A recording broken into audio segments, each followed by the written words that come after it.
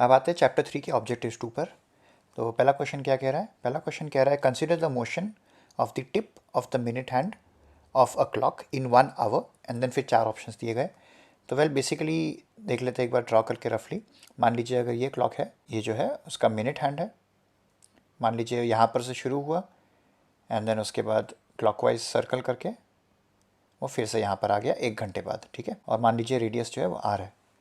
तो ओके, पहला पार्ट क्या कह रहा है? पहला पार्ट कह रहा है द डिस्प्लेसमेंट इज 0। ये ट्रू है क्योंकि आप शुरुआत यहाँ से कर रहे हो एंड उसके बाद 1 घंटे बाद आप एग्जैक्टली सेम पॉइंट पे होगे, राइट। तो आपका डिस्प्लेसमेंट जो है वो तो फाइनल माइनस इनिशियल पोजीशन होता है, तो वो तो एग्जैक्टली सेम पोजीशन है, तो डेफिनेटली ए ट्रू है कि डिस्प्लेसमेंट 0 है। बी कह रहा है द डिस्टेंस कवर्ड इज 0। अब ये ट्रू नहीं है क्योंकि अगर आप देखोगे तो जो टिप ऑफ द हैंड है तो वो एक सर्कुलर मोशन कर रहा है with radius are.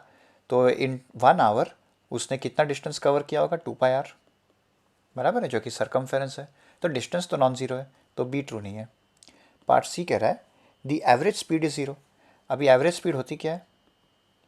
Average speed bye definition होती है total distance covered divide by total time taken.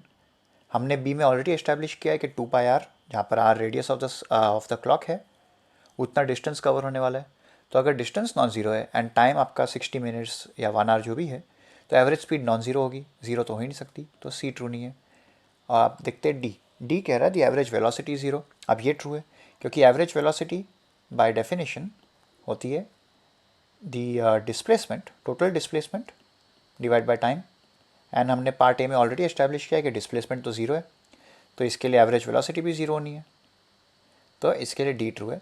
तो ओवरऑल देखेंगे तो ए एंड डी ट्रू है। तो ये हो गया आपका पार्ट 1। क्वेश्चन 2 कह रहा है a particle moves along the x axis as, and एक इक्वेशन दी गई है x equals u t minus 2 seconds plus a t minus 2 seconds squared, ठीक है। एंड अब 4 चीज़ें दी गई है तो कैलकुलेट करते हैं। पहला है इनिशियल वेलोसिटी क्या है पार्टिकल की। इनिशियल वेलोसिटी यानी कि आपको क्या करना है, आपको पहले तो वेलोसिटी निकालने के लिए आप टाइम डेरिवेटिव लोगे एंड देन आप इवेल्यूएट करोगे एट टी इक्वल 0, राइट, क्योंकि ये आपकी इनिशियल वेलोसिटी होगी। तो आपको ये ढूंढना है, तो पहले टाइम डेरिवेटिव ले लेते हैं, फिर बाद में इवेल्यूएट करेंगे। तो D x by d T क्या होगा? बहुत ही सिंपल है, यहाँ पर पहला टर्म में सिर्फ यू बचेगा एंड दूसरे में अगेन आप चेन रूल लगाओगे, तो ये हो जाएगा 2a टी माइनस 2 सेकेंड्स। उसके बाद अंदर जाके डेरिवेशन करोगे तो ये 1 बचेगा। तो ये ओवरऑल हो गया u plus 2a T minus 2 seconds, ठीक है। सो अब आपको चाहिए इवेल्यूएट करना है आपको एट टी इक्वल 0 सेकेंड्स।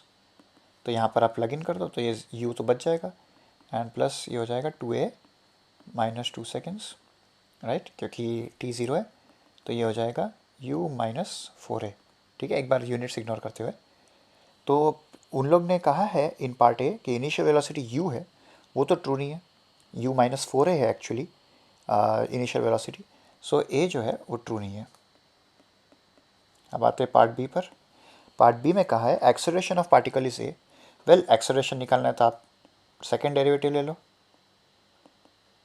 ठीक है। तो ये हो जाएगा पार्ट ए का रिजल्ट यूज़ करते हुए u plus 2a T minus 2 seconds, तो ये हो जाएगा।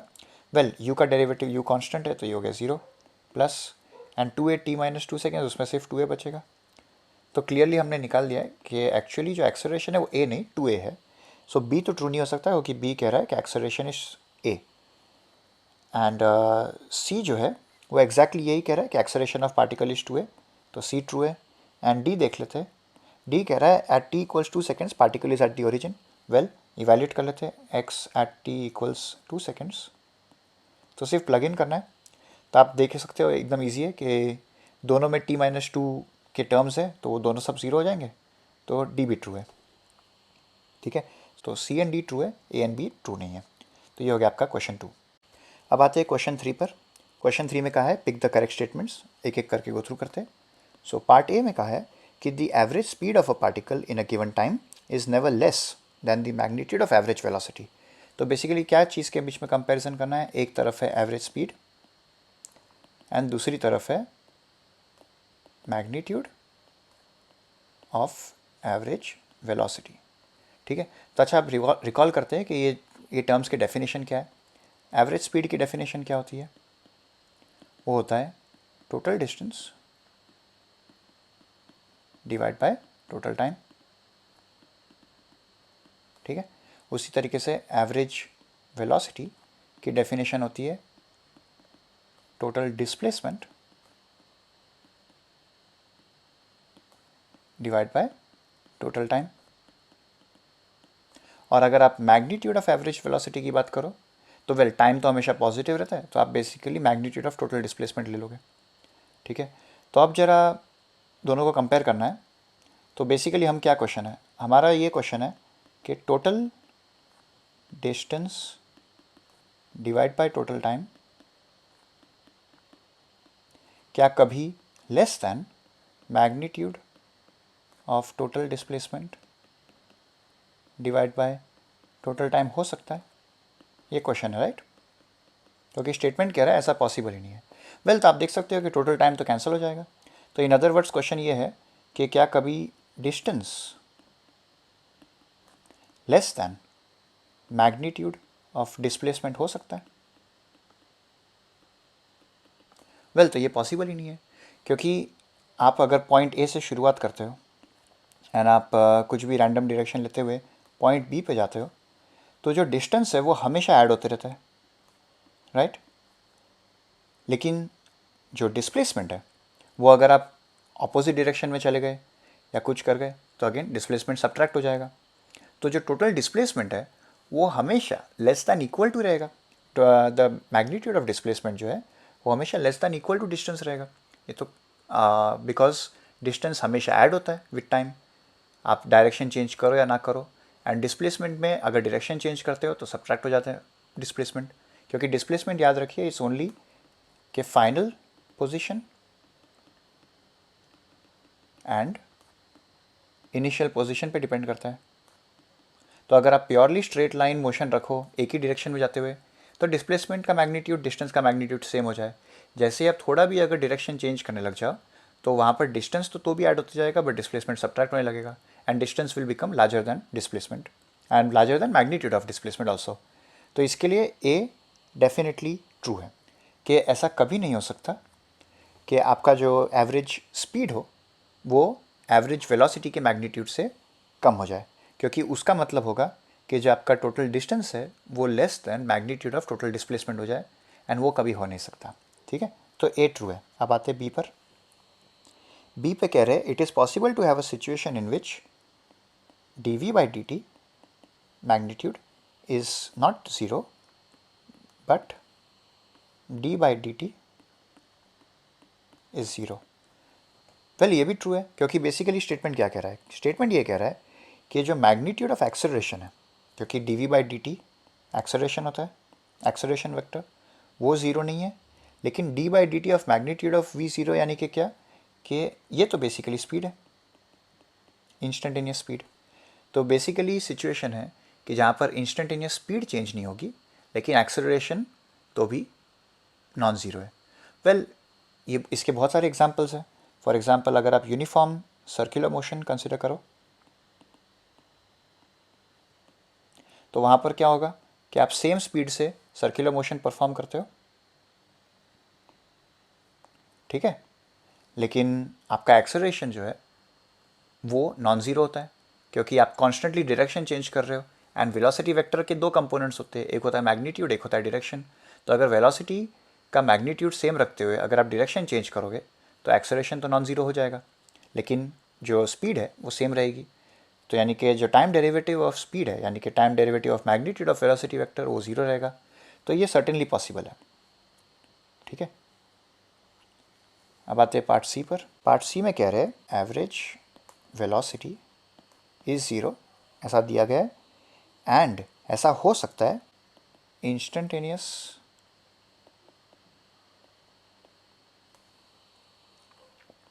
Velocity is never zero.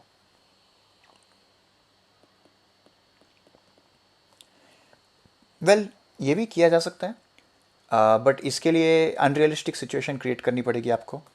मान लीजिए कि वेलोसिटी वर्सेस टाइम कुछ इस तरह से हो।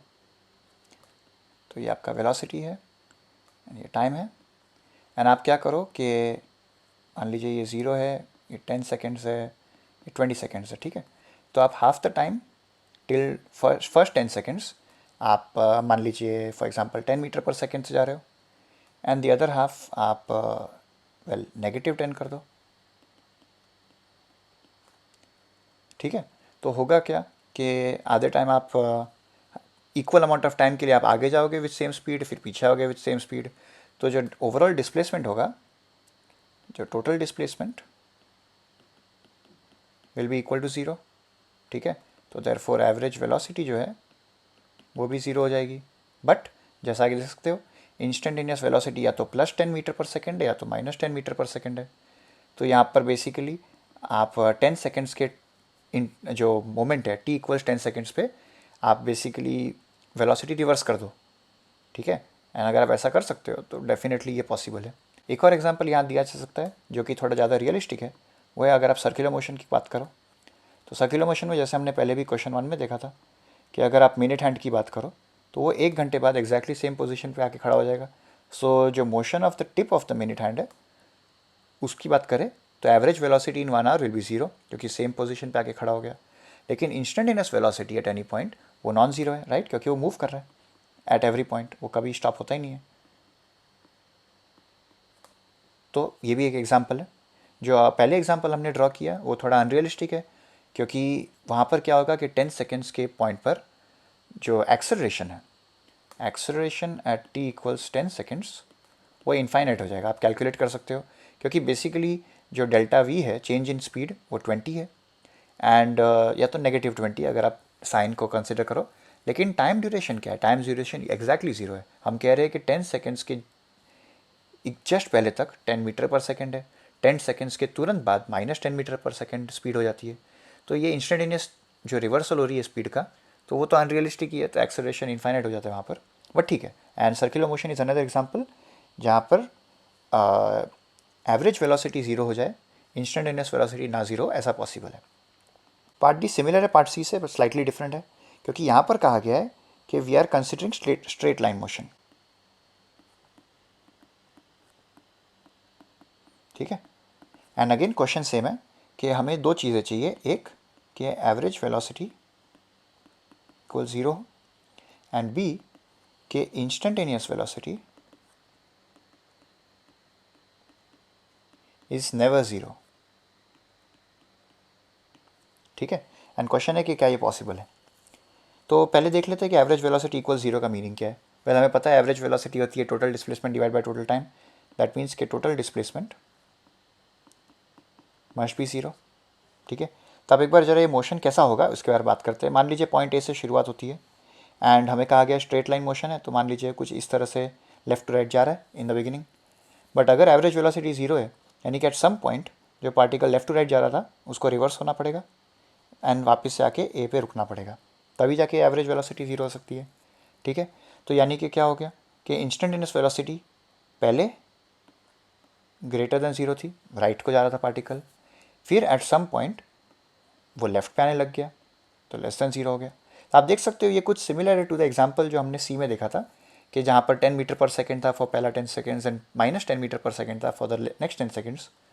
बट यहाँ पर प्रॉब्लम क्या है कि हमको कहा गया है कि इनफाइनाइट एक्सेलरेशंस आर नॉट अलाउड। अगर इनफाइनाइट एक्सेलरेशंस अलाउड नहीं है तो क्या करना पड़ेगा, तो इस बारे में थोड़ा ग्राफ ड्रॉ करते हैं। तो ऐसे में वेलोसिटी वर्सेस टाइम ग्राफ कैसा दिखेगा? वेल हमें पता है कि शुरुआत आप कुछ पॉजिटिव नंबर से कर रहे हो, हमें पता है मान लीजिए ये इंटरवल का एंड है, तो एट सम पॉइंट हमें पता है कि वेलोसिटी लेस दैन 0 भी होनी है, ठीक है। एंड हमें ये भी पता है कि आप सडन चेंज इन वेलोसिटी नहीं कर सकते क्योंकि वहाँ पर इनफाइनाइट एक्सेलरेशन होगा, एंड हमें क्लियर कट कहा गया infinite acceleration is not allowed. तो जब आप कंटिन्यूसली वेलोसिटी को वेरी करोगे, ठीक है, तो मान लीजिए कुछ इस तरह से होगा, कुछ स्मूथ ग्राफ होगा।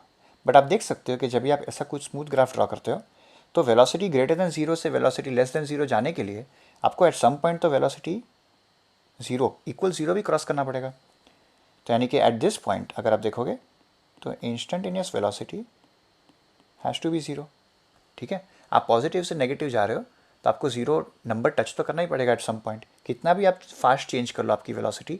बट अगर इनफाइनाइट एक्सेलरेशन अलाउड नहीं है तो इंस्टेंटेनियसली वेलोसिटी पॉजिटिव से नेगेटिव नहीं हो सकती, एट सम पॉइंट 0 पे क्रॉस करना पड़ेगा। तो यानी कि यहाँ पर ये दोनों कंडीशन साथ में ट्रू नहीं हो सकती। अगर एवरेज वेलोसिटी 0 है एंड अगर हमें कहा गया स्ट्रेट लाइन मोशन है एंड हमें कहा गया इनफाइनाइट एक्सेलरेशन अलाउड नहीं है, तो क्या होगा कि जैसा हमने कहा कि at some point velocity greater than 0 होगी, फिर at some later point velocity को लेस देन 0 होना पड़ेगा। तो जब greater than 0 and less than 0 दोनों वेलोसिटीज अवेलेबल है एंड आप एक स्मूथ कर्व ड्रॉ करते हो, तो एट सम पॉइंट आपको 0 भी होना पड़ेगा। तो at that point at least instantaneous velocity 0 हो जाएगी। तो इसके लिए डी पॉसिबल नहीं है। तो overall A, B and C possible है, डी पॉसिबल नहीं है। क्वेश्चन 4 कह रहा है an object may have, and then 4 statements है। पहला देखते हैं, an object may have varying speed without having varying velocity. Well ये पॉसिबल ही नहीं है, क्योंकि जो वेलोसिटी होती है वो उसके दो कंपोनेंट होते हैं बेसिकली। एक होता है उसका मैग्नीट्यूड जो कि है स्पीड, एंड एक होता है उसका डायरेक्शन। तो अगर आप डायरेक्शन चेंज ना भी करो, लेकिन अगर आप उसका मैग्नीट्यूड चेंज कर रहे हो यानी कि स्पीड चेंज कर रहे हो, तो वेलोसिटी वेक्टर तो चेंज हो गई। तो ए पॉसिबल नहीं है। बात बी पर। बी कह रहा है varying velocity without having varying speed. ये ट्रू है, हमने ऑलरेडी ये देखा था सर्कुलर मोशन के एग्जाम्पल में। यूनिफॉर्म सर्कुलर मोशन जब होता है तो उसके अंदर क्या होता है कि कॉन्स्टेंटली जो वेलोसिटी वेक्टर है उसका डायरेक्शन जो है वो चेंज होते जाता है। लेकिन अगर आप बोल दो कि भैया हमें स्पीड सेम रखनी है, तो आप वो कर सकते हो। बेसिकली वेलोसिटी, ऐसा कोई भी सिचुएशन हो जहाँ पर वेलोसिटी वेक्टर का डायरेक्शन चेंज हो रहा हो बट मैग्नीट्यूड चेंज ना हो, तो वहाँ पर क्या होगा कि स्पीड चेंज नहीं होगी, वेलोसिटी वेक्टर चेंज होगा। तो बी डेफिनेटली पॉसिबल है। सर्कुलर मोशन एक एग्जाम्पल है, बट ऐसे बहुत एग्जाम्पल्स हैं। पार्ट सी कह रहा है non zero acceleration without having varying velocity. अब ये पॉसिबल ही नहीं है, क्योंकि एक्सेलरेशन बाय डेफिनेशन क्या होता है, time derivative of velocity vector. हम अगर कह रहे हैं एक्सेलरेशन नॉट इक्वल टू 0 है, तो यानी कि हम कह रहे हैं कि वेलोसिटी वेक्टर चेंज हो रहा है। इट्स नॉट पॉसिबल कि वेलोसिटी वेक्टर ना चेंज हो। करेक्ट। तो सी पॉसिबल है ही नहीं बाय डेफिनेशन। डी आते हैं। डी कह रहा है non zero acceleration without having varying speed. ये अगेन पॉसिबल है कि अगर आप ऐसा वेलोसिटी वेक्टर रखो जिसका डायरेक्शन चेंज हो रहा हो बट मैग्नीट्यूड चेंज ना हो, तो उधर ऑलरेडी एक्सेलरेशन जो कि एक वेक्टर है एंड जो कि time derivative of velocity vector है, वो नॉन ज़ीरो हो जाएगा। लेकिन आप जो time derivative of magnitude of velocity vector है वो ज़ीरो जरूर कर सकते हो। Again uniform circular motion is an example. ऐसे अगेन बहुत एग्जाम्पल्स है, बट ये वन ऑफ द एग्जाम्पल्स है कि जहाँ पर स्पीड चेंज हो ही नहीं बट वेलोसिटी वेक्टर चेंज होगा, विच मीन्स कि एक्सेलरेशन वेक्टर चेंज होगा। तो ये हो गया 4। Basically B and D are possible but A and C not possible. Question 5 में अगेन कुछ स्टेटमेंट्स दिए गए, बट मेन चीज़ क्या है यहाँ पर कि पार्टिकल स्ट्रेट लाइन मोशन कर रहा है।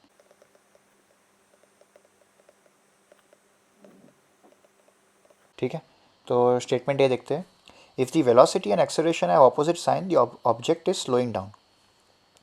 वेल अगर मान लीजिए वेलोसिटी टू द राइट है and acceleration to the left है, वेल जाहिर सी बात है कि ये स्लो डाउन होगा, क्योंकि एक्सेलरेशन बेसिकली डिसलेरेशन है। यहाँ पर ऑपोजिट जाएगा तो वेलोसिटी वेक्टर शुरुआत में मैग्नीट्यूड कम होने लगेगा, तो इट्स डेफिनेटली ट्रू कि वो स्लोइंग डाउन। पार्ट बी पे देखते हैं, if the position and velocity have opposite sign the particle is moving towards the origin. Okay, तो मान लीजिए आप एक्स एक्सिस पे हो, ये 0 है, ठीक है, एंड मान लीजिए कि फॉर एग्जांपल पोजीशन पॉजिटिव है, may be 10 what ever, and कहा गया है वेलोसिटी इज ऑपोजिट साइन। तो अगर पोजीशन पॉजिटिव है तो वेलोसिटी नेगेटिव होनी है, नेगेटिव यानी कि इस तरह से होनी है, राइट। तो या क्लियरली हम ओरिजिन की टूवर्ड्स मूव कर रहे हैं, तो बी भी ट्रू है। पार्ट सी में आते हैं। पार्ट सी में कह रहे हैं if the velocity is 0 at an instant the acceleration should also be 0 at that instant. तो ये जरूरी नहीं है। मान लीजिए आप एक बॉल को वर्टिकली आप थ्रो करते हो, ठीक है, तो क्या होगा कि स्ट्रेट लाइन मोशन हो रहा है इन द वर्टिकल डायरेक्शन, वो ऊपर जाएगा, acceleration due to gravity constant है downwards minus g basically, and at some point आके वो 1 सेकेंड के लिए रुकेगा जहां पर उसकी वेलोसिटी 0 होगी, एंड देन फिर वो नीचे आने लगेगा विथ एन एक्सेलरेशन ऑफ जी। तो यानी कि यहाँ पर क्या है कि जो एक्सेलरेशन है वो माइनस जी कांस्टेंट है, लेकिन एट पीक जो वेलोसिटी है वो एग्जैक्टली 0 है, इसके लिए तो वो पीक है।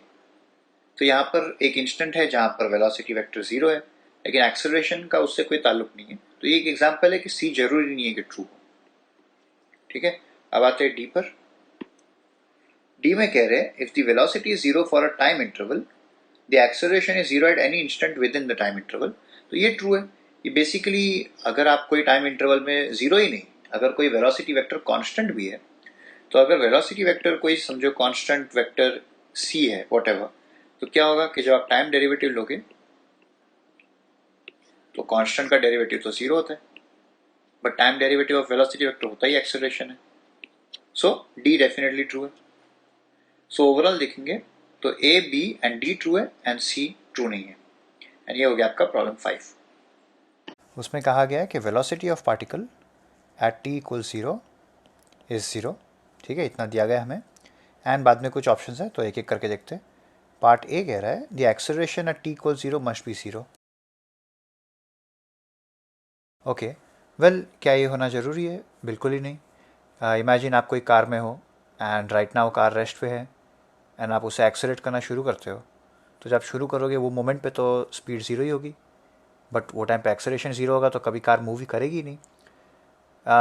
ऑन दी अदर हैंड, अगर आप कार में बैठे हो, आपने कार चालू नहीं की है, कुछ नहीं किया है, तो उसका स्पीड भी ज़ीरो है, एक्सेलरेशन भी ज़ीरो है।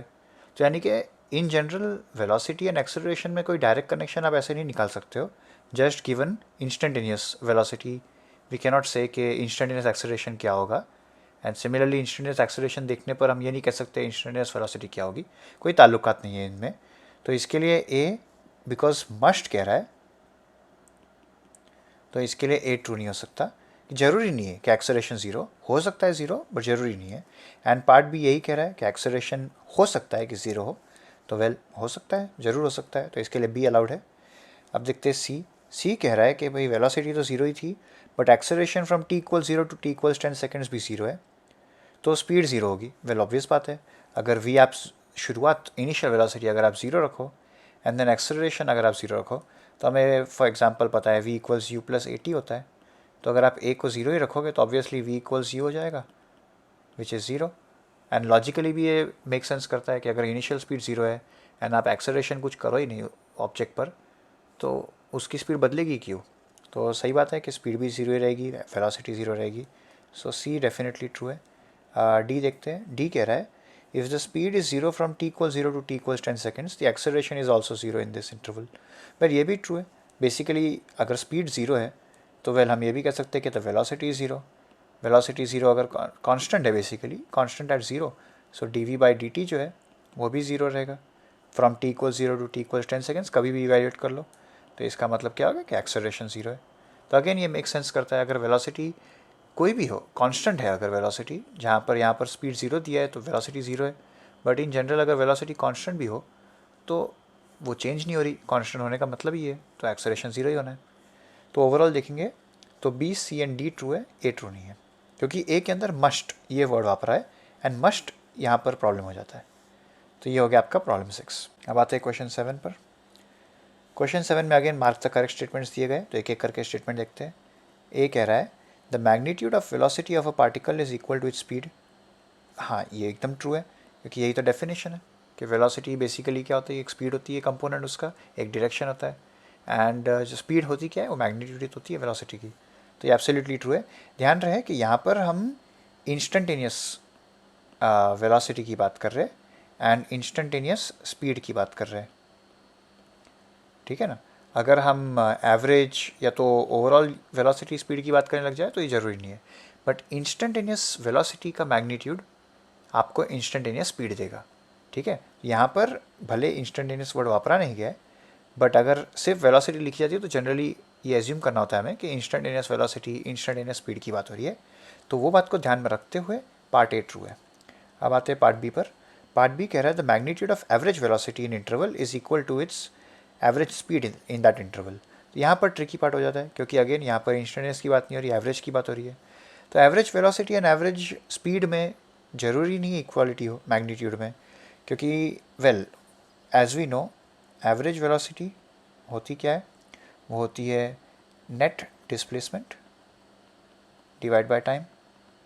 एंड अगर आप मैग्नीट्यूड ऑफ एवरेज वेलोसिटी की बात कर लो तो आप मॉड ले लो, तो यहाँ पर मॉड हो जाएगा बेसिकली, क्योंकि टाइम तो पॉजिटिव ही रहता है। And on the other hand आप अगर एवरेज स्पीड की बात करो तो वो होता है total distance divide by time.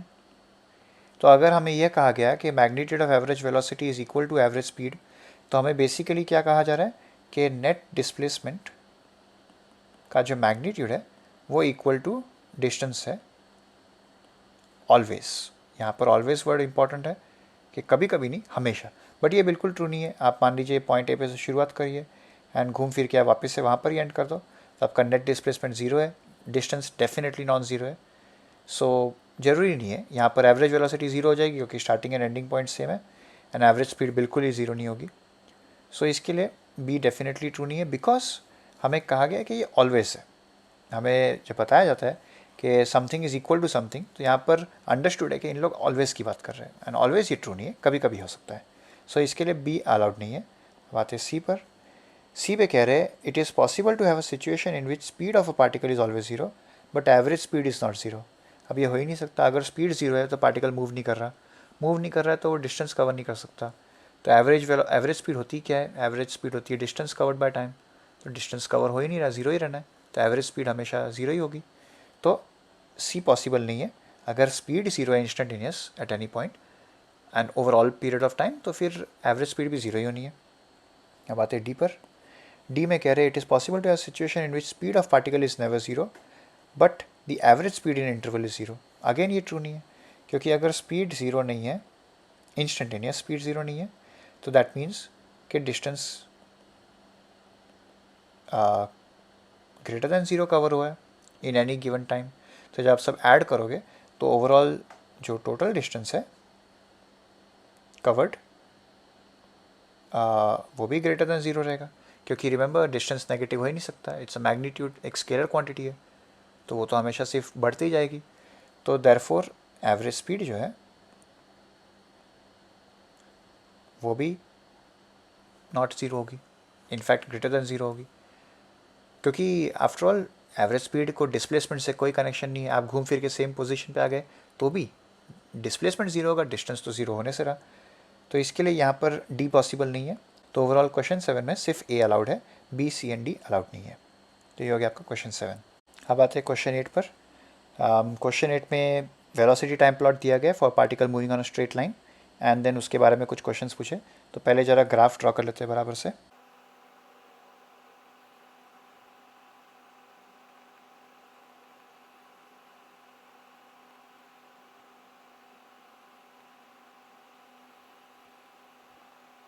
Okay तो कुछ इस तरह का ग्राफ दिया गया हमें, जहाँ पर वाई एक्सिस में बेसिकली आपको वेलोसिटी दी गई है इन टर्म्स ऑफ मीटर पर सेकंड, एक्स एक्सिस में आपको टाइम दिया गया इन सेकंड्स, एंड देन हमें कुछ क्वेश्चंस पूछे गए इसके बारे में। तो एक एक करके देखते हैं।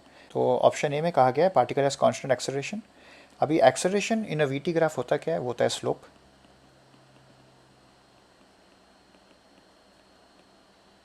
ठीक है, यहाँ पर क्लियर कट एक स्ट्रेट लाइन दिख रही है, तो स्ट्रेट लाइन का जो स्लोप होता है वो तो कांस्टेंट ही होता है।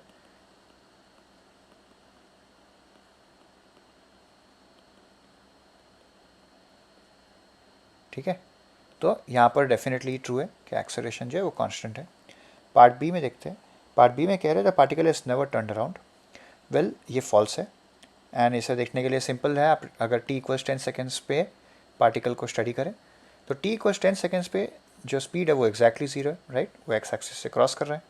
अगर आप t लेस दैन 10 सेकेंड्स पे देखो तो v ग्रेटर दैन ज़ीरो है, राइट, एंड अगर आप t ग्रेटर दैन 10 सेकेंड्स पे देखो तो v लेस दैन ज़ीरो है, नेगेटिव हो जाता है।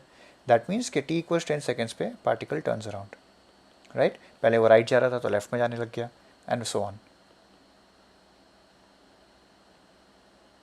सो बी फॉल्स है। B particle actually turn around करता है एट t इक्वल्स 10 सेकेंड्स। बात है पार्ट सी पर। पार्ट सी में क्या है? तो पार्टिकल है ज़ीरो डिस्प्लेसमेंट। तो यहाँ पर जब ये ज़ीरो डिस्प्लेसमेंट कह रहे हैं तो ये नेट डिस्प्लेसमेंट की बात हो रही है। तो हमें कहा गया है कि net displacement equal zero, yes और नॉट।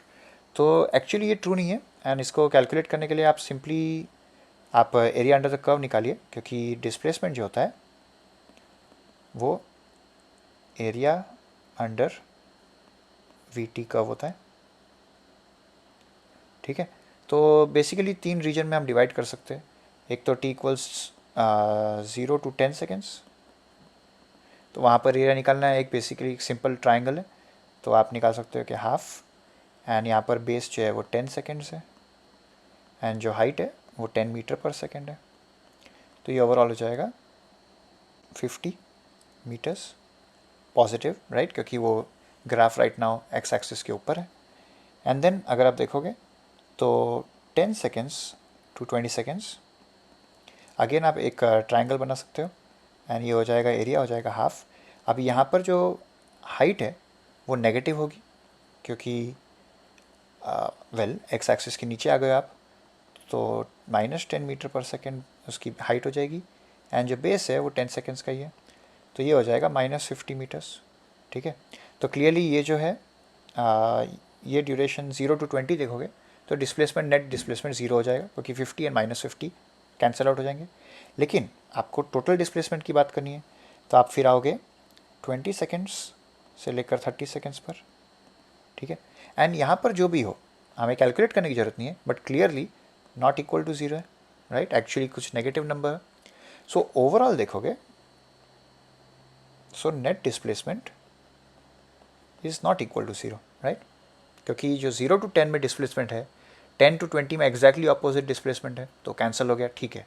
बट 20 to 30 भी तो बाकी है, एंड 20 to 30 के अंदर आपको एक नेगेटिव डिस्प्लेसमेंट मिलेगा, एंड वो कहीं बैलेंस नहीं होने वाला, तो नेट डिस्प्लेसमेंट 0, ये ट्रू नहीं है, तो ऑप्शन सी फॉल्स है। अब आते हैं ऑप्शन डी पर। ऑप्शन डी में कहा है कि the average speed in the interval 0 to 10 seconds is the same as the average speed in the interval 10 to 20 seconds. Well, अभी ये ट्रू है, क्योंकि हमने एक्चुअली सी में ऑलरेडी ये सब कैलकुलेट कर लिया है। हमने सी में बेसिकली क्या निकाला, हमने निकाला कि 0 to 10 सेकेंड्स के अंदर जो पार्टिकल है वो 50 मीटर्स ट्रैवल करता है in the positive x axis या वॉट एवर। फिर 10 to 20 सेकेंड्स के अंदर वो फिर से 50 मीटर्स ट्रैवल करता है, लेकिन इन दी ऑपोजिट डायरेक्शन। लेकिन हमें तो सिर्फ स्पीड से मतलब है, स्पीड में आपको सिर्फ डिस्टेंस ट्रैवल देखना है। Distance travelled in 0 to 10 50 metres है, distance travelled in 10 to 20 50 metres है, एंड जो टाइम ड्यूरेशन है वो 10 सेकेंड्स का इन बोथ केसेस। तो जो एवरेज स्पीड है वो होती क्या है, as we know average speed is distance divide by time. तो यहाँ पर 0 to 10 एंड 10 to 20 के अंदर डिस्टेंस सेम है, टाइम सेम है, सो एवरेज स्पीड भी सेम होगी, तो इसके लिए डी ट्रू है। सो ओवरऑल देखेंगे तो क्वेश्चन 8 के अंदर ए एंड डी ट्रू है, and B and C false है। ओके, अब आते हैं क्वेश्चन 9 पर। क्वेश्चन 9 में बेसिकली एक ग्राफ दिया गया है, जहाँ पर position of a particle along the x axis दिया गया on the y axis, and as a function of time, and basically उसके बारे में कुछ क्वेश्चंस पूछे गए। तो पहले ज़रा यहाँ पर ग्राफ इंसर्ट कर लेते हैं, उसके बारे में बात करते हैं उसमें। ओके, तो ये ग्राफ दिया गया हमें, एंड इस बारे में कुछ 4 क्वेश्चंस हैं, एक एक करके देखते हैं। पार्ट ए में कहा है the particle has come to rest 6 times. अच्छा, अभी कम टू रेस्ट का मीनिंग क्या होता है? रेस्ट मतलब कि जो इंस्टेंटेनियस वेलोसिटी है उसकी वो ज़ीरो होनी चाहिए। दैट मीन्स कि particle is at rest for a moment, ठीक है ना। अब ये कहा है कि 6 टाइम्स है, कितने टाइम में काउंट करना है? तो वेल, जब आप पोजीशन वर्सेस टाइम ग्राफ देखते हो, तो पोजीशन वर्सेस टाइम ग्राफ के अंदर वेलोसिटी क्या होती है? वेल, वेलोसिटी होती है slope of x T graph, right. तो यहाँ पर स्लोप देखते हैं, अगर स्लोप 0 होगा तो यानी कि वो पॉइंट पे वेलोसिटी 0 है। वेलोसिटी 0 यानी कि it has particle has come to rest. तो वेल, हम डायग्राम में देख सकते हैं कि कितने काउंट है, कितनी जगह पर पार्टिकल रेस्ट पे है। वेल, क्लियरली यहाँ पर जो है स्लोप 0 है, राइट, क्योंकि एग्जैक्टली फ्लैट लाइन हो जाएगी स्लोप। ये सेकेंड पॉइंट है जहाँ पर स्लोप 0 है, ये थर्ड पॉइंट है जहाँ पर स्लोप 0 है, ये फोर्थ पॉइंट, ये फिफ्थ पॉइंट जहाँ पर पोजीशन भी 0 है एंड स्लोप 0 है, एंड ये सिक्स्थ पॉइंट। तो येस, इट्स ट्रू कि 6 जगहों पर slope of the position versus time graph 0 है, एंड 6 पोजीशन पर 0 होना स्लोप, यानी कि 6 पोजीशंस पर इंस्टेंटेनियस वेलोसिटी 0 है, यानी कि पार्टिकल वॉज एट रेस्ट। तो it is true, part A is true. अब आते हैं पार्ट बी पर। पार्ट बी में कहा है maximum speed is at T equal 6 seconds. अच्छा, अभी स्पीड मतलब क्या होता है? बेसिकली आप वेलोसिटी ले लो, बट उसकी मैग्नीट्यूड की बात करो, प्लस माइनस नहीं, सिर्फ प्लस। तो basically magnitude of v instantaneous, ठीक है। एंड कहा गया टी इक्वल 6 सेकेंड्स। अब टी इक्वल 6 सेकेंड्स पे आप देख सकते हो कि स्लोप कुछ इस तरीके का है, तो वो फ्लैट नहीं है, तो ज़रूर स्पीड 0 नहीं है, बट बहुत ज़्यादा स्टीप नहीं है। ऑन दी अदर हैंड अगर आप t इक्वल्स 3 सेकेंड्स या t इक्वल्स 2.5 सेकेंड्स के आसपास देखो ये पॉइंट, तो आप देख सकते हो कि यहाँ पर स्लोप ज़्यादा स्टीप है। अगर आप t इक्वल्स 4 सेकेंड्स से ज़रा थोड़ा पहले देखो तो और भी स्टीप है, राइट। अगर आप ये तीन चीज़ों को कंपेयर करो ए बी एंड सी, तो आप देख सकते हो कि ए एंड बी दोनों ही ज़्यादा स्टीप है। स्टीप है यानी कि जो स्पीड है वो तो डेफिनेटली हायर है। अगर आप वेलोसिटी की बात करते तो अलग बात हो जाती थी, क्योंकि फॉर एग्जांपल बी जो है यानी कि 4 सेकेंड्स के जस्ट पहले का जो स्लोप है वो नेगेटिव है, लेकिन हमें तो सिर्फ स्पीड की बात करनी है, तो हमें सिर्फ मैग्नीट्यूड ऑफ स्लोप देखना है। सिर्फ by eye you can tell कि ए एंड बी के अंदर स्लोप ज़्यादा स्टीप है, तो ये तो हो ही नहीं सकता कि speed maximum t equal 6 seconds पर हो, तो ये फॉल्स है। एग्जैक्टली कहाँ पर है वो ग्राफिकली देखना is not easy, but definitely t equal 6 seconds पे तो नहीं है। अब आते हैं क्वेश्चन सी पर। क्वेश्चन सी में कहा है the velocity remains positive for t equal 0 to t equal 6 seconds, पर ये भी ट्रू नहीं है, हमने ऑलरेडी देखा। फॉर एग्जांपल पोजीशन बी जो कि 4 सेकेंड्स के पहले है, वहाँ पर स्लोप नेगेटिव है, स्लोप नेगेटिव यानी कि वेलोसिटी नेगेटिव है, यानी कि पार्टिकल पीछे आ रहा है बेसिकली, ग्राफ में भी वो क्लियर है, तो डेफिनेटली सी ट्रू नहीं है। अब आते डी पर। डी में कहा है average velocity for the total period shown is negative. Well average velocity होती क्या है, पहले वापस एक बार याद कर लेते हैं। एवरेज वेलोसिटी होती है net displacement divide by time, ठीक है।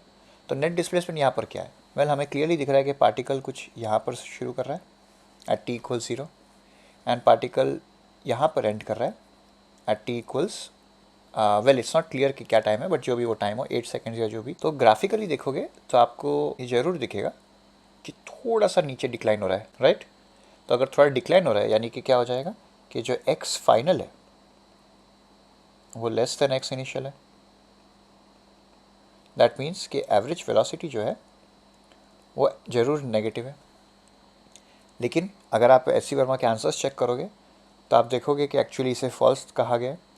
मुझे लगता है इसके लिए रीज़न सिंपल है कि ग्राफ थोड़ा गलत तरीके से प्रिंट हुआ है। उन लोग का इंटेंशन ये था कि starting and ending point same दिखाएं।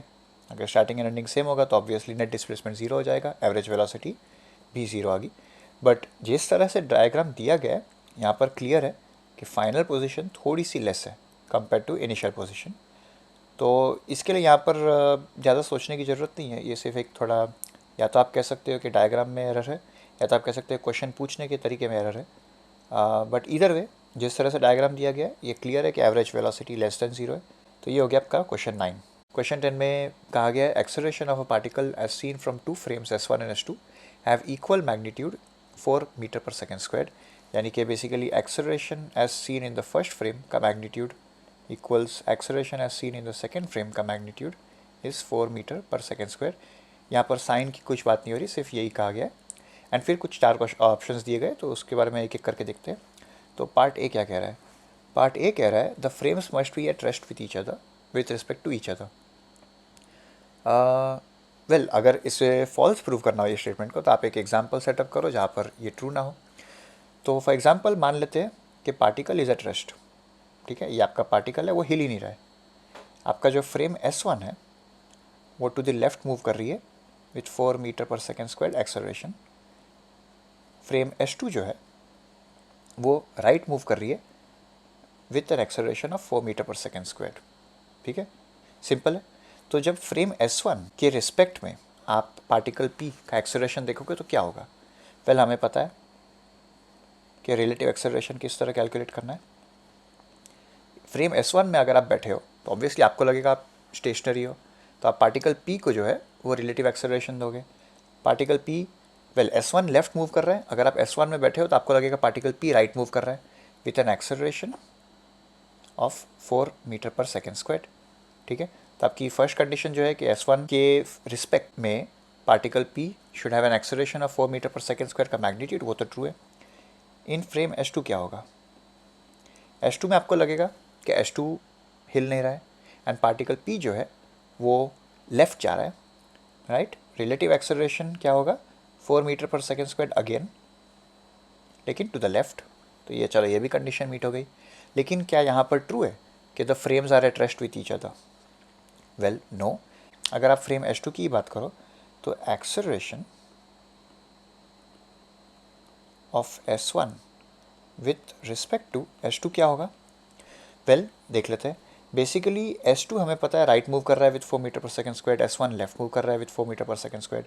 अगर आप S2 पे बैठे हो तो आपको लगेगा S2 मूव नहीं कर रहा, आप S1 पे एक और रिलेटिव एक्सेलरेशन ऐड कर दोगे तो क्या हो जाएगा, आपको लगेगा एक तो 4 मीटर पर सेकंड स्क्वायर से वो खुद मूव कर ही रहा था with respect to inertial frame, and S2 का में अगर आप पॉइंट ऑफ रेफरेंस रखोगे तो एक और रिलेटिव एक्सेलरेशन ऐड हो जाएगा, so that is 8 metre per second square to the left. तो आपने एक सिचुएशन क्रिएट की है जहाँ पर पार्टिकल P का acceleration with respect to S1 4 metre per second square magnitude का है, पार्टिकल P का acceleration with respect to S2 4 metre per second square का है, लेकिन दोनों का रिलेटिव एक्सेलरेशन, दोनों फ्रेम्स का रिलेटिव एक्सेलरेशन 0 नहीं बल्कि 8 मीटर पर सेकेंड स्क्वायर है। तो ऐसी सिचुएशन हो सकती है, और अगर ऐसी सिचुएशन हो सकती है यानी कि A हमेशा ट्रू नहीं है। हो सकता है कि फ्रेम्स रेस्ट पर हो एंड पार्टिकल P मूव कर रहा with 4 metre per second square, तो दोनों फ्रेम्स में दिखेगा 4 मीटर पर सेकेंड स्क्वायर, लेकिन ज़रूरी नहीं है। And because it's not always true, आपने एक काउंटर एग्जाम्पल दे दिया, इसके लिए A ट्रू नहीं है। अब आते हैं पार्ट बी पर। पार्ट बी में कहा है the frames may be moving with respect to each other but neither should be accelerated with respect to another. Well अभी ये भी ट्रू नहीं है, राइट। उसी तरीके से जिस तरीके से ए में हमने एक सिचुएशन क्रिएट की जहाँ पर S1 एंड S2 एक्सेलरेट कर रहे थे with respect to each other with 8 metre per second square magnitude, and तो भी particle was seen to be accelerating with 4 metre per second square in each frame. उसी तरीके से यहाँ पर सेम एग्जाम्पल वर्क करता है। काउंटर एग्जाम्पल वर्क्स, ठीक है। एंड ज़रूरी नहीं है कि फ्रेम्स एक्सेलरेट ना करें, वो एक दूसरे के रिस्पेक्ट में मूव भी कर सकते हैं, एक दूसरे के रिस्पेक्ट में एक्सेलरेट भी कर सकते हैं, एंड तो भी ये पॉसिबल है कि दोनों frames would major 4 metre per second square का मैग्नीट्यूड का एक्सेलरेशन फॉर पार्टिकल P। तो बी भी ट्रू नहीं है। अब आते हैं सी पर। सी में कहा है the acceleration of S2 with respect to S1 में ईदर बी 0 और 8 metre per second square. Well 0 जरूर हो सकता है अगर दोनों फ्रेम्स मूव ना करें with respect to each other, तो ऑब्वियसली दोनों बेसिकली एक ही फ्रेम हो गए and they will measure the same magnitude of acceleration. तो ये सर्टेनली ट्रू है। हमने पार्ट ए में जो एग्जांपल दिया वहाँ पर basically we had relative acceleration of 8 metre per second square between the frames, and तो भी हमने एक सिचुएशन क्रिएट की। बट क्वेश्चन यहाँ पर क्या है, क्वेश्चन ये है कि क्या यही दो चीज़ें पॉसिबल है कि या तो फ्रेम्स एक दूसरे के रिस्पेक्ट एक्सेलरेट ना करें, या तो एक दूसरे के रिस्पेक्ट में exactly 8 metre per second square accelerate करें। क्या कोई और ऑप्शन नहीं है, ऑप्शन जिसमें सेम चीज़ें वर्क करती हो? वेल तो ऑप्शन है, एंड उसके बारे में हम थोड़ा एक्सप्लोर करते हैं पार्ट डी को कंबाइन करते हुए। ओके, तो सी एंड डी को थोड़ा ज़्यादा एक्सप्लोर करने के लिए पहले ज़रा फ्रेम्स ड्रॉ करके देखते हैं। तो मान लेते हैं कि ये जो है ये एक्स एंड वाई एक्सिस है ऑफ फ्रेम S1। मान लीजिए कि जो पार्टिकल P है उसका acceleration with respect to frame S1 is along positive x axis. तो basically 4 metre per second square ये है acceleration of particle P with respect to S1, ठीक है। अब आते हैं फ्रेम S2 के ऊपर, उसे ज़रा ड्रॉ करते हैं। मान लेते हैं कि दोनों जो फ्रेम्स हैं उनके x and y axis parallel to each other है। ज़रूरी नहीं है बट हमारे लिए इतना ही काफ़ी है, और कॉम्प्लिकेट करने की ज़रूरत नहीं है, ठीक है। अब इस बारे में हम थोड़ा ध्यान में सोचते हैं कि अगर एक्स एक्सिस के अलॉन्ग पार्टिकल P एक्सेलरेट करते हुए दिखाई देता है हमें with respect to frame S1, तो क्या ज़रूरी है कि जो एक्सेलरेशन ऑफ S2 है विथ रिस्पेक्ट टू S1 वो भी अलॉन्ग द एक्स एक्सिस हो as seen in frame S1? ये भी तो हो सकता है कि जो acceleration of frame S2 with respect to S1 कुछ इस तरीके से हो, राइट। कोई ज़रूरी तो नहीं है, हमें ये जो फ्रेम्स है ये दोनों एट एन एंगल भी तो एक्सेलरेट कर सकते हैं with respect to each other. Okay, तो ये डेफिनेटली पॉसिबल है। तो अब बात करते हैं, तो हमें ये क्लियर पता है कि acceleration of particle P with respect to S1 is 4 metre per second square along the x axis. तो आई हैट लिख देते हैं, ठीक है। तो what is the acceleration of particle P with respect to frame S2? Well हमें पता है रिलेटिव एक्सेलरेशन कैसे कैलकुलेट करते हैं। ये बेसिकली हो जाएगा acceleration of particle P with respect to S1 minus acceleration of frame S2 with respect to S1, बराबर है। यही होता है आपका रिलेटिव एक्सेलरेशन। हमें acceleration of frame S2 with S1 नहीं पता है, वही तो हमें ढूंढना है। बट मान लेते हैं कि let magnitude of acceleration of frame S2 with respect to S1 is just small a, ठीक है। तो क्या हो जाएगा, बेसिकली हम कह रहे हैं कि ये जो वेक्टर है ये कुछ हो जाएगा a कोसाइन थीटा, क्योंकि हम थीटा मान के चल रहे हैं is the angle, okay, I hat plus a sine theta j hat, ठीक है। तो देयरफॉर जो acceleration of particle p with respect to S2 है वो क्या हो जाएगा, वेल प्लग इन कर लेते हैं। बेसिकली 4 आई हैट है minus a cosine theta I hat plus a sine theta j hat. इसे थोड़ा सिंप्लीफाई कर लेंगे तो हो जाएगा 4 minus a cosine theta I hat minus a sine theta j hat, ठीक है। अब हमें चाहिए क्या, हमें चाहिए था कि acceleration of particle p with respect to S1 and S2 दोनों should be exactly 4 metre per second square. तो acceleration of particle p with S1 तो हमने मान ही लिया कि 4 मीटर पर सेकेंड स्क्वायर है। तो what do we want, we want कि acceleration of particle p with respect to S2 का जो मैग्नीट्यूड है वो भी 4 मीटर पर सेकेंड स्क्वायर होना चाहिए, राइट। ओके, तो मैग्नीट्यूड कैलकुलेट करते हैं। तो ये हो जाएगा square root 4 minus a cosine theta the whole square plus minus a sine theta the whole square, right. तो इसे ज़रा सिंप्लीफाई कर लेते हैं। तो ये हो जाएगा 16 plus a square cosine square theta minus 8a cosine theta plus a square sine square theta. तो थोड़ा सिंप्लीफाई करने पर ये क्या हो जाएगा, क्योंकि cosine square plus sine square theta हमेशा 1 होता है।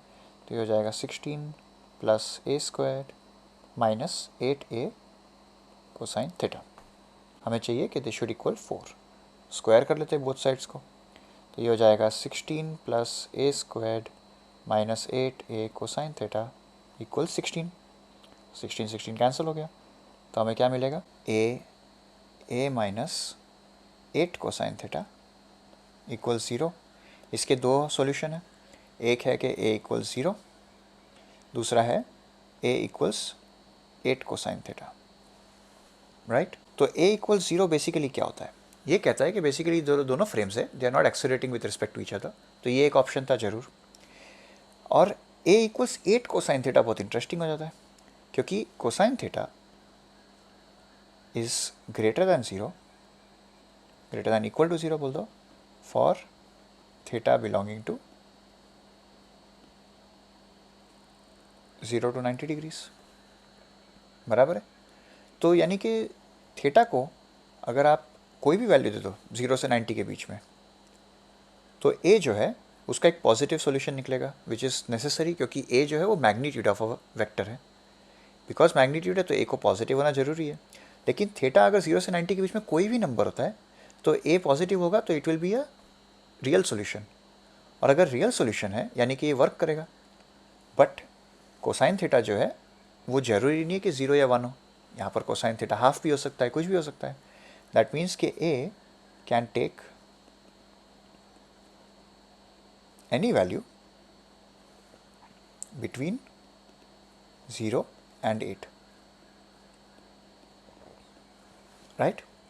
क्योंकि कोसाइन थीटा आफ्टर ऑल बढ़ के कितना बढ़ेगा, 1 हो जाएगा एट द मोस्ट, एंड घट के 0 हो जाएगा। 0 के 1 के बीच में करोगे यानी कि 8 एंड 0 के बीच में कोई भी एक्सेलरेशन का वैल्यू हो सकती है। दैट मीन्स कि 0 and 8 metre per second square तो ठीक थे, बट आप उनके बीच के भी कोई नंबर ले सकते हो, एंड तो भी ऐसी सिचुएशन क्रिएट कर सकी जा सकती है जहाँ पर S1 एंड S2 दोनों के अनुसार acceleration of particle will be 4 metre per second square in magnitude. इसके लिए C is not true and D is true, ठीक है।